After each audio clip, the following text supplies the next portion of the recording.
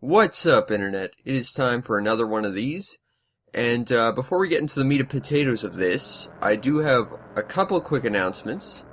First of all, I might be sounding a little different. Part of that is because I am sick, but another part of that is because I've got a new mic. If cost has any sort of correlation with quality, it should sound a lot better, and I hope it is because I probably could not afford this thing. But, what the hell. I like making my videos better. I'm really hoping this does. But, this is just a quick audio test. Second quick announcement. My massive project that I've been busting ass for the past 2.5 or so months. It's about time I just sort of unveiled that.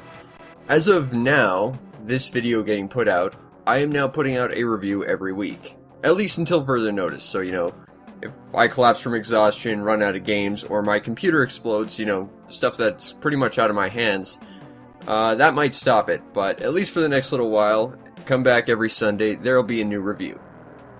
And, that's really all my main announcements for the time being. So let's just finish watching out this intro. This is The Ninja Warriors, a game that I think I may have talked about at one point during another video, which I probably mistitled it Ninja Warlords. I actually played this once when I was a kid, and I'd only ever seen one copy of it, ever. It's one of the 3 Taito games I ever played, the other being Kadash on the Sega Genesis, and a very scary-ass rendition of Bubble Bobble on the Saturn. If you've ever played that game, you know what's up. If you haven't, just Google Sega Saturn Bubble Bobble opening and prepare to view one of the most sinister things ever. It's not even trying to be scary, but it is. Anyway, we got 3 characters. We could be Ninja, who's, if I recall correctly, a really, really big brute. I'm running off memory. I've never played this game in like 15 years, the one time I did when I was a kid. You got Kunoichi, who is this sort of everyman character, despite being a woman, or at least the robot equivalent. If I recall, Kamaitachi was kind of my boy back in the day, because, he was like a weird skeleton robot who had 2 moves that just made my day every time we played as him. So, we're gonna play as him. And I'm gonna see if I can do my 2 special moves with this guy. But, pretty basic 2D platformer, or platformer beat-em-up. Kind of similar to Shinobi, although it's not as varied, and I think it's a bit more stylish. I think I like Shinobi a bit better, though. As you can see, there's a little flashy bar at the bottom, and I'll just activate that once I figure out what the key is. There it is. And that's sort of like your screen-clearing shmup bomb. I love that when his arm turns into the hook shots. That's one of the 2 greatest moves in this game. But, yeah, it sort of doesn't do a ton of damage, but it knocks everyone down. So it's kind of like an equalizer for combat. And that is my second, in fact, that is my favorite move, when you turn into the giant human-sized blender. Whoosh, whoosh, whoosh, whoosh. That always made me laugh when I was a kid. Anyway, boom, now you're knocked down. Doesn't work on bosses terribly well, but if you're surrounded by a bunch of guys, it's helpful to use. And it actually has kind of a neat risk-reward style to it, because you gain more through fighting, but if you get knocked down, you lose all of it. So you kind of have to play both very defensively and offensively, which is interesting. Now these characters, if I recall, were actually removed from the North American release, and basically got the Final Fight treatment, where they removed the female characters and threw in some different characters later on. I believe they were little crawly guys with claws, but again, I played this game once when I was a kid, and I really don't remember it all that well. But aside from the incredibly stylish human blender mode this guy comes with, and the chain hookshot arms, it's just a very basic beat-em-up. It's one player entirely, which that was a critical sticking point for a lot of people. I loved it because I don't have friends. I like this game, though. And, I'm not sure I'd recommend a lot of people go out and hunt this game down, because it is actually really incredibly rare. While this is a Taito property, this was actually a Natsume game, so it was, like many of Natsume's games, released in very low quantities, and generally commands quite a lot of money. Like, you typically won't find this game for less than maybe $100. I got it for about 80, and even then, I don't think this game is honestly worth all that much unless you think it looks incredibly cool or have a massive amount of nostalgia for Human Blender mode over here, which I do. I love the Human Blender. That move just sells this game for me. But holy crap! I have to get a copy of Kadash. Like I just got a copy of Taito Legends because I heard it had Kadash in it. Apparently that's only on like the super rare British Xbox version. For some reason it had like 3 different releases, and they all had different games on them, which is weird. And some of them were just straight up better than others. Like the PS2 version just got horribly gibbled, and that's of course the one that's, I hesitate to say easy to come by, because that actually isn't terribly inexpensive either, but that's the version I've got. I was just bitter it didn't have Kadash. That's not even all that great a game, but I played the shit out of it when I was a kid, because every babysitter I had that game. Oh, it's been forever since I played Kadash. Yeah, this game costs a ton of money, and I typically don't buy a lot of really expensive games, mainly because I don't make very much money. Mainly because my specialized field of work tends to land me in not having much of a job, and making videos in most of my spare time as a makeshift job for myself, but, you know, I enjoy it. I just gotta be real smart with my money, because most of my production budget for videos tends to just go for rent every month, which is fun. But there is one other big purchase game I want to get this year, and that's Harvest Moon 64, because I've been trying to get that game forever. And that game is very special to me, so I'm going to try and find a copy that's relatively affordable. Speaking of spending a ton of money, last year I was trying to buy out a Neo Geo arcade cabinet because, well, it's a Neo Geo, I gotta have one. It's something I've always wanted. It's sort of one of those like bucket list things I gotta own at some point. And there was one available through, it wasn't Craigslist, but it was like a local Craigslist equivalent.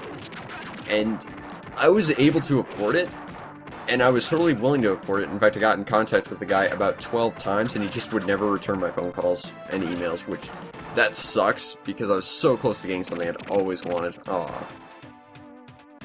I can sleeve it, there we go. I think you lose it while it's charging, but if you have it and you get dropped, you still get to keep it. Human Blender! Haha. Also, this guy's got sights for hands. That's also very, very cool. Okay, I remember these guys. These guys can only be hit from behind if memory serves. Because they have like a perfect guard system. Oh, they can also come after you decapitated. I forgot about that. But enemies are pretty bland for the most part. So if you want to get this game, I would, unless you're a massive collector or you're just super nostalgic for this game, like I kind of am, despite only playing this once, don't pay too much for it, because it is very basic and it doesn't really do all that much special. Yeah, these little claw guys, if I recall in the North America version, they basically just replaced all the ladies with those stupid claw guys, and if I remember, they're really annoying to deal with. But because this is the Super Famicom version, because the Retron can play Super Famicom, I get to play this version, which is unneutered and was actually a little bit less expensive than a North American version. Boom. It is very stylish, though. I like that. I just wish there was a greater variance in enemy types. Now, if I recall, these turbines do that. But there can be only one Human Blender, and I choose to be it. Aw, I didn't get to human blender any of them. And then we of course have the massive staple of having a enemy in a beat 'em up, which is just off screen and can hit you, but you can't hit them. I've never understood the reason why that works. I guess it just like unloads the character's hitbox or something, but the character is still classified as being there, which basically makes it immortal until you get knocked off screen to bring them back in. This was a little bit faster though. Like I've played a lot of faster beat 'em ups since.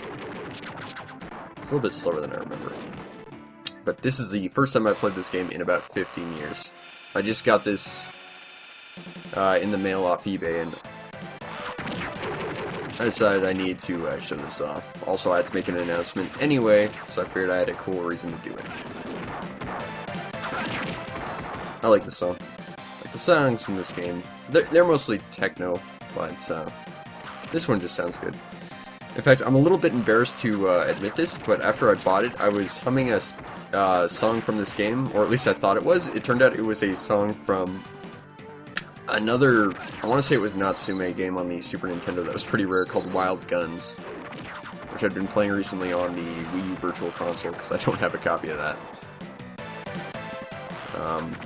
But yeah, that was, I was a little bit embarrassed about my mismemory of a game song, but that was also a good song. What else is going on?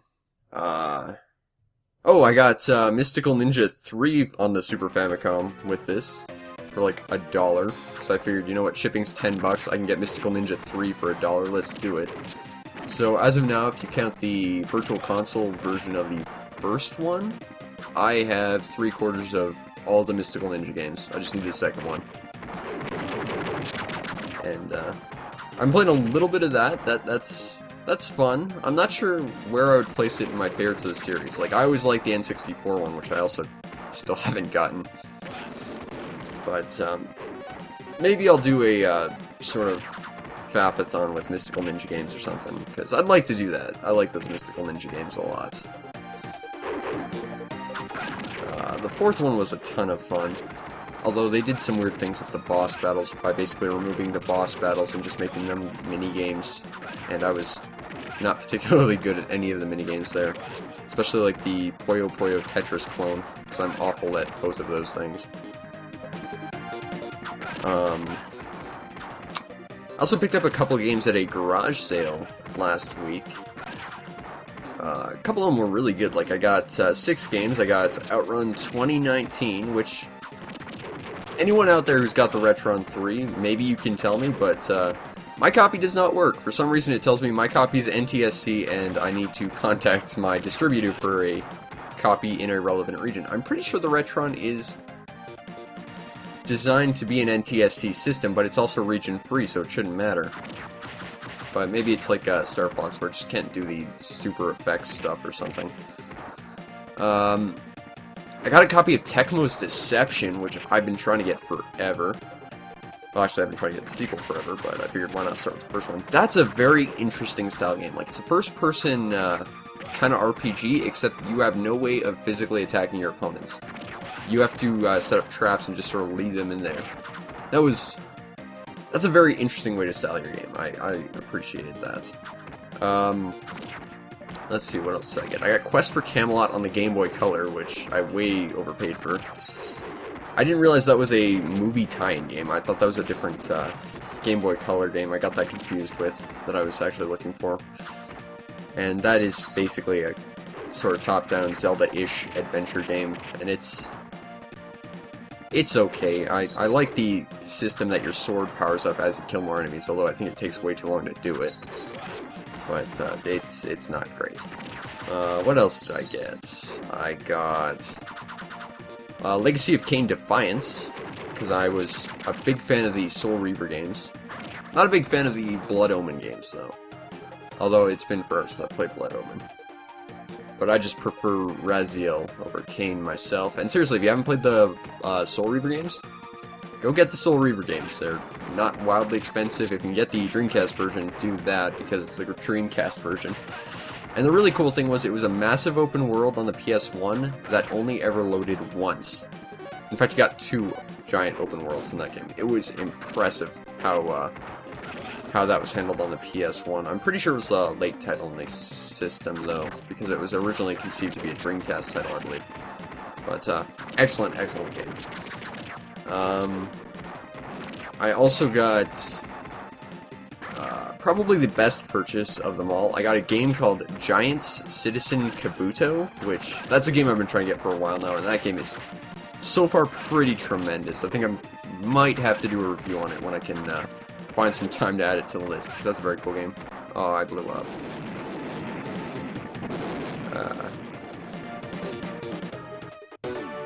Game over.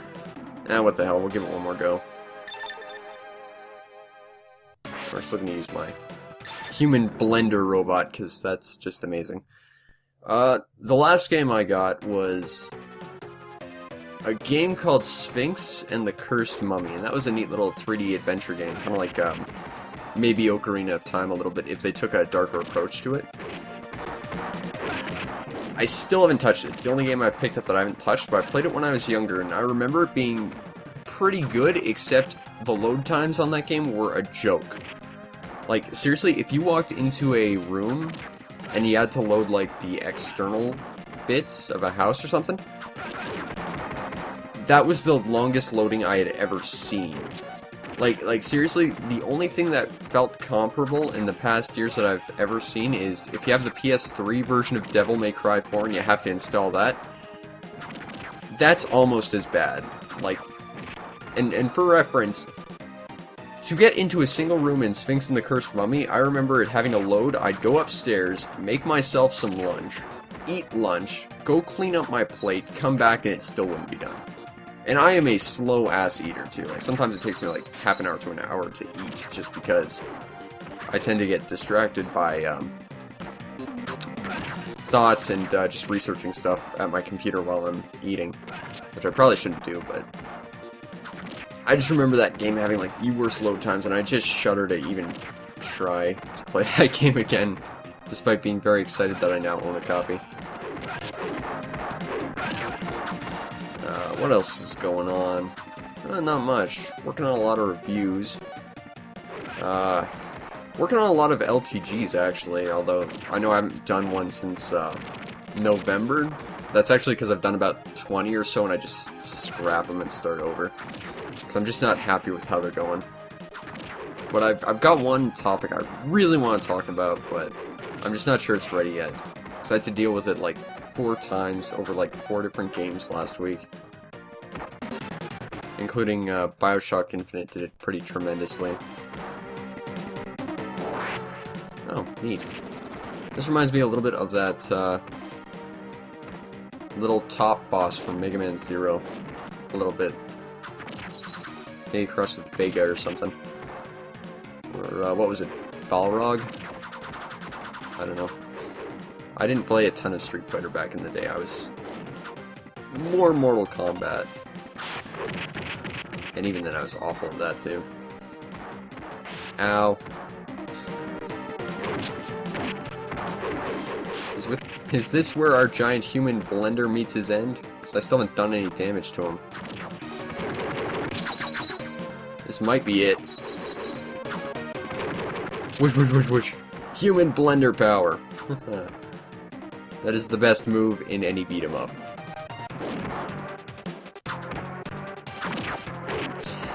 Yeah. Oh, come on. Don't go invisible. Ah, crap. Goosh!